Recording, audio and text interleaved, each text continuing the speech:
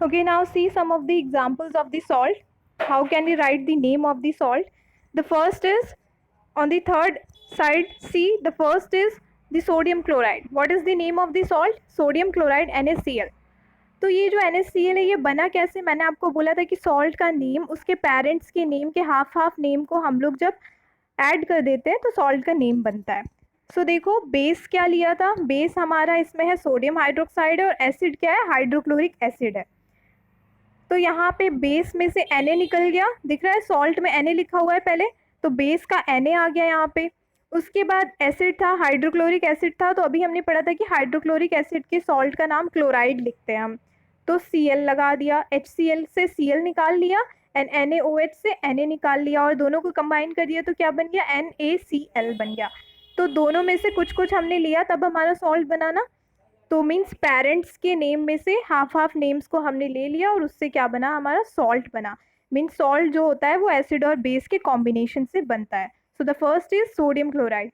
See the second, second is sodium sulphate. Second वाला salt क्या है, सोडियम सल्फेट है। तो इसमें हमारा बेस क्या था, सोडियम हाइड्रोक्साइड है और एसिड क्या है, सल्फ्यूरिक एसिड है। तो देखो सोडियम हाइड्रोक्साइड का Na आ गया हमारे सोडियम सल्फेट में, Na लिखा हुआ है। इसके बाद एसिड में जो सल्फ्यूरिक एसिड है इसका SO4, सल्फेट हमने SO4 यहाँ पे लिख लिया है। मीन्स इसमें भी दोनों के कॉम्बिनेशन से हमारे सॉल्ट का नेम बना हुआ है। Third is the potassium nitrate, KNO3, ये वाली सॉल्ट है। तो इसमें बेस क्या है, पोटेशियम हाइड्रोक्साइड बेस है KOH एंड एसिड क्या है, नाइट्रिक एसिड है HNO3। तो अब इसमें क्या किया, बेस का पोटेशियम ले लिया, K ले लिया और नाइट्रिक एसिड का NO3 ले लिया, तो क्या बन गया, पोटेशियम नाइट्रेट बन गया। Next is ammonium chloride. Ammonium chloride का base ammonium hydroxide and acid is hydrochloric acid.